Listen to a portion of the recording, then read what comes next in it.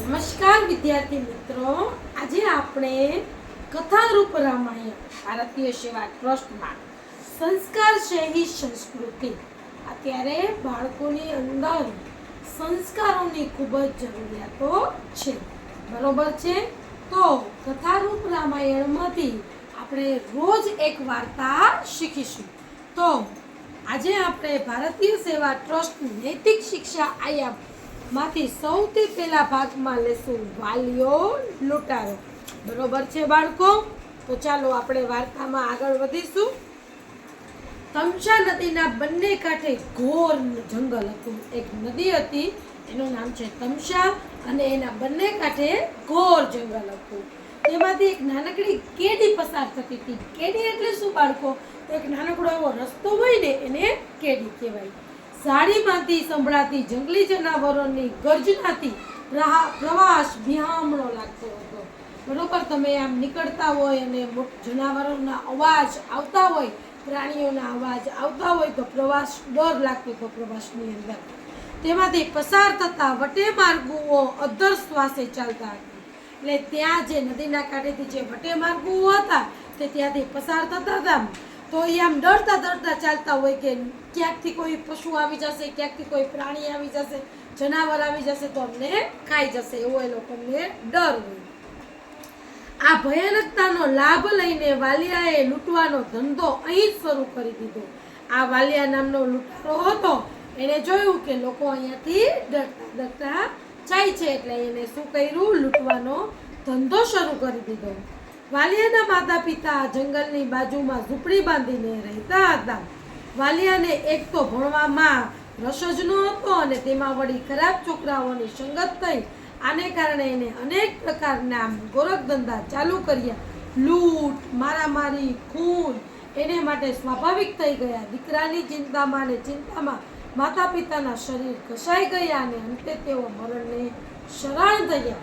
હવે આ વાલિયો લૂંટારો છે, એના મમ્મી પપ્પા એ નદીના કાંઠે જ એક ઝૂંપડી બાંધીને રહેતા હતા. હવે વાલિયાને ભણવું ગમતું જ નહોતું. એટલે ભણવું નહોતું ગમતું એટલે એને ગોરખ ધંધાઓ, એટલે કેવા ધંધાઓ? લૂંટ, મારામારી, ખૂન, આવા બધા ધંધાઓ શરૂ કરી દીધા છે. બાળકો તમે જોવો જ છો, અત્યારે કેટલા નાના બાળકો છે એ એકબીજાને સાવ નજીવી એવી સામાન્ય વાતોની અંદર છરી મારી દેતા હોય છે, ખૂન ખરાબાઓ કરી દેતા હોય છે. તો આજે આપણે સંસ્કારોનું સિંચન કરવા માટે ભેગા થયા છીએ કે તમારી અંદર પેશન, બરોબર છે, ખૂબ હોવું જરૂરી છે. કોઈ તમને કાંઈ કહે છે તો એને ઇગ્નોર કરતા શીખો કે નહીં, એ આપણા સારા માટે જ કહે છે. આપણા માતા પિતા છે, આપણા મિત્રો છે, આપણા વડીલો છે, એ આપણને કોઈ વાર ખીજાતા હોય, કોઈ વાર શિખામણ આપતા હોય તો આપણા સારા માટે જ આપતા હોય છે. ચાલો આપણે આગળ વધીશું. વાલિયાના આવા ધંધાથી લોકો એને વાલિયો લૂંટારો કહેવા લાગ્યા. બાળકો, વાલિયાનું નામ શું પડી ગયું? વાલિયો લૂંટારો.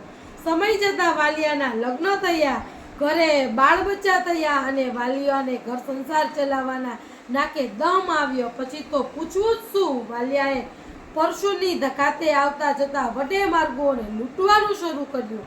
જે સામનો કરે તેને મારી જ નાખે, એને પાસેથી લૂંટી જ લે. પોતે કેટલા લોકોને માર્યા એનો હિસાબ રાખવા એ જેટલા માણસોને મારે એટલા કાકરા અને કોઠીના નાખવા.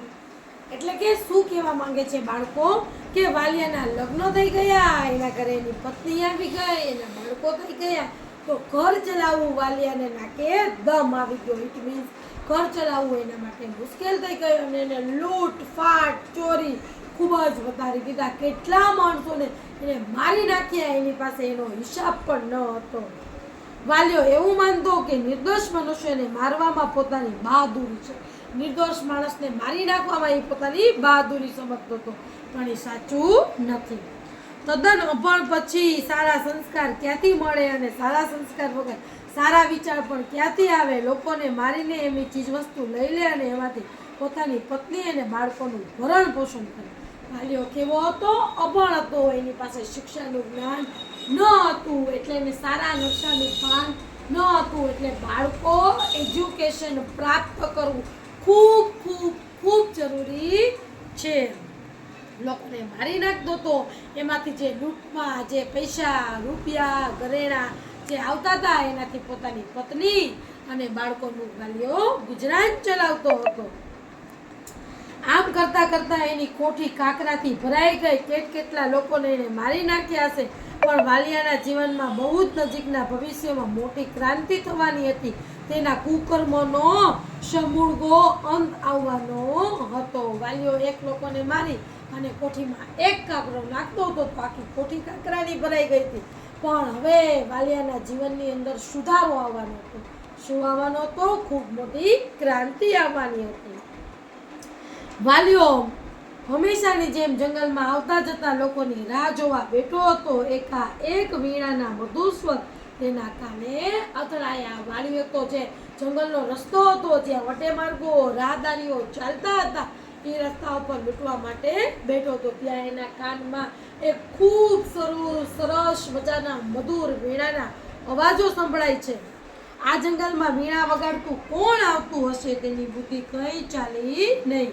ધીમે ધીમે અવાજ મોટો થતો ગયો. વીણાના નાદની સાથે નારાયણ નારાયણ એવા મધુર શબ્દ પણ કાને પડવા લાગ્યા. વીણાનો અવાજ તો એના કાને સંભળાતો હતો, એની સાથે સાથે નારાયણ નારાયણ એવા શબ્દો પણ એને સંભળાયા.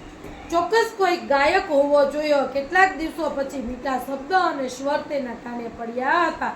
તે આનંદથી ડોલવા લાગ્યો. સંગીત છે ને, સંગીત એ લોકોને ખૂબ પ્રિય હોય છે. તો વાલીઓ એક લૂંટારો હતો, છતાં પણ સંગીતના સ્વરોની સાથે સાથે એ ડોલવા લાગે છે.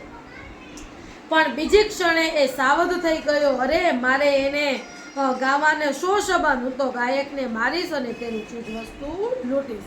બીજી ક્ષણે એને યાદ આવી ગયું, હું તો એક લૂંટારો છું, મારે એને ગાયક સાથે શું સંબંધો છે? મારે તો એને પણ લૂંટવાનો જ છે. એની ચીજ વસ્તુઓ લૂંટી લેવાની છે, કારણ કે લૂંટીશ તો જ મારી બૈરી અને મારા બાળકોનું જીવન હું સારી રીતે ચલાવી શકીશ. એટલામાં જ વીણા વગાડતા અને નારાયણ નારાયણ બોલતા બોલતા નારદ મુનિ આવી પહોંચ્યા. એ કોણ હતું જે મધુર વીણા વગાડતા હતા, જે નારાયણ નારાયણ બોલતા હતા? એ હતા નારદ મુનિ. અરે એ નારાયણ ચાલ્યો ગયા, અહીંથી કોઈ આગળ જઈ શકતું જ નથી, હું તને મારી નાખીશ. શા માટે ભાઈ? નારદે પૂછ્યું. વાલીઓ લૂંટારો નારદજીને કહે છે કે તમે અહીંયાથી આગળ ના ચાલી શકો, હું તમને મારી નાખીશ. તો નારદજી કહે છે, શા માટે? તારા જેવા વટે માર્ગોને મારીને અને લૂંટીને જ હું મારા કુટુંબનું ભરણ પોષણ કરું છું. અને કોઠી જોઈ એમાં જેટલા કાકરા છે એટલા માણસોને મારી નાખ્યા છે, સમજ્યો? વાલીઓ લૂંટારો તો નારાયણના જે ભક્ત છે, બરોબર છે. નારદજી એને એમ કહે છે, તારા જેવાને તમે કેટલાયને મારી નાખ્યા છે. આ તો આ કોઠી જોવસ ને ભરેલી, એમાં જેટલા કાકરા છે ને એટલા લોકોને તમે મારી નાખ્યા છે. નારાયણ નારાયણ બાળ બચ્ચાના પેટ ભરવા અસંખ્ય નિર્દોષ લોકોને મારી નાખીને તે ભયંકર પાપ કર્યું છે. નારદજી વાલિયા લૂંટારાને કહે છે, તે તારા બાળ બચ્ચાનું, તારી પત્નીનું ભરણ પોષણ કરવા માટે તે ખૂબ મોટું પાપ કર્યું છે. તો વાલિયા લૂંટારો કહે છે, પાપ? અરે, હું તો મારા બાળકોને ઉછેરવા, તેમને સુખી કરવા બધું કરું છું ને. વાલિયાએ સફાઈ રજૂ કરી. નારાયણે કીધું તું તો પાપ કરસ, પાપ. તો વાલીઓએ સફાઈ આપે છે કે હું મારા બાળકોને સારું જીવન આપવા માટે, મારી પત્નીને સારી રીતે રાખવા માટે આ પાપ કરું છું. એમ વાત છે, એક કામ કર, ઘરે જઈને બધાને પૂછ કે મારા મનુષ્ય હત્યાના પાપમાં તમે બધા ભાગીદાર છો ને? નારદે સૂચન કર્યું. નારદજી કહે છે કે જા, ઘરે જઈને બધાને પૂછ કે હું જે પાપ કરું છું આ પાપના તમે બધા જ ભાગીદારો છો. નારદજી એને કોને પ્રશ્ન કરે છે? વાલિયા લૂંટારાને પ્રશ્ન કરે છે. શું પ્રશ્ન કરે છે? કે જા, ઘરે જા, તારી બૈરીને પૂછ, બાળકોને પૂછ, તમે બધા મારા પાપના ભાગીદારો છો? વાલીઓ સરસ મજાનો જવાબ આપે છે. પૂછવાની શી જરૂર છે? મને ખાતરી છે એ લોકો હા જ કહેશે. વાલિયાએ વિશ્વાસ વ્યક્ત કર્યો. તો નારદજી કહે છે, તારો ભ્રમ છે, જરા પૂછી તો આવ. જા, પેલા જા, તારા ઘરે જા અને પૂછી આવ. એટલે તારો અહીંથી ભાગી જવાનો વિચાર છે એવું વાલિયાને શંકા ગઈ. વાલિયાને એવું થયું કે હું ઘરે મારી બૈરીને મારા બાળકોને પૂછવા જઈશ તો આ નારદ મુનિ અહીંયાથી જતા રહેશે. તો નારદ મુનિ એને જવાબ આપે છે, બિલકુલ નહીં. જે નારાયણનો હું જપ કરું છું ને તેના સોગંદપૂર્વક કહું છું, હું પાછો આવ ત્યાં સુધી નારાયણ નારાયણ હું બોલતો અહીં જ ઉભો રહીશ. નારદજી વાલિયા લૂંટારાને કહે છે, હું નારાયણ નારાયણના શબ્દોનો જાપ કરું છું, એ જ નારાયણના હું સોગંદ ખાઉં છું, અને જ્યાં સુધી તું પાછો નહીં આવ ને ત્યાં સુધી હું અહીંયા જ ઊભો રહીશ, તારી રાહ જોઈશ. બરોબર છે. નારદ મુનિના કહેવા પર વાલિયાને વિશ્વાસ બેઠો. તે દોડતો દોડતો પોતાના ઘરે જાય છે. બાપુ બાપુ શું લાવ્યા આપણા માટે ખાવાનું? બાળકોએ ઉત્સુકતાથી પૂછ્યું. પત્ની પણ પ્રત્યુત્તરની પ્રતીક્ષા કરતી ઊભી રહી ગઈ. વાલિયો ઘરે ગયો તો એના બાળકો પૂછે છે, બાપુ બાપુ તમે અમારા માટે જમવાનું શું લાવ્યા છે? એની પત્ની પણ રાહ જોતી હતી કે હમણાં એ કાંઈ બોલશે. થોભો પહેલા મને એક પ્રશ્નનો ઉત્તર આપો. વાલિયો લૂંટારો છે એના બાળકોને અને એની પત્નીને પ્રશ્ન પૂછે છે, આજ સુધી તમારા ભરણ પોષણ માટે અને તમારી સુખાકારી માટે મેં અનેક માણસોના જીવ લીધા, માત્ર તમારે ખાતર જ આ પાપ કરતો આવ્યો છું, તો મારા આ પાપમાં તમે બધા ભાગીદાર ખરા ને? વાલિયો પત્નીની સામે જોઈ રહ્યો. વાલિયાએ પત્નીની સામે જોયું, એના બાળકોની સામે જોયું અને કીધું, તમારા ભરણ પોષણ માટે, તમારી સુખાકારી માટે, તમારા સારા જીવન માટે મેં આ બધા પાપ કર્યા છે, લોકોને માર્યા છે, લોકોને લૂંટ્યા છે, તો મારા પાપના ભાગીદાર તમે બધા છો? પત્નીએ કહ્યું, કમાલ છે, કેવો વિચિત્ર પ્રશ્ન પૂછો છો. અમે થોડું જ તમને આ પાપ કરવાનું કહ્યું છે, તમે જાણો અને તમારા કર્મ જાણો.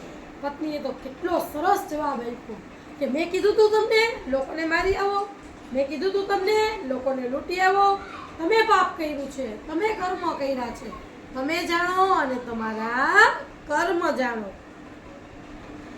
બરોબર છે. તમે જાણો અને તમારા કર્મ જાણે. અમારું પાલન પોષણ કરવું એ તમારી ફરજ છે.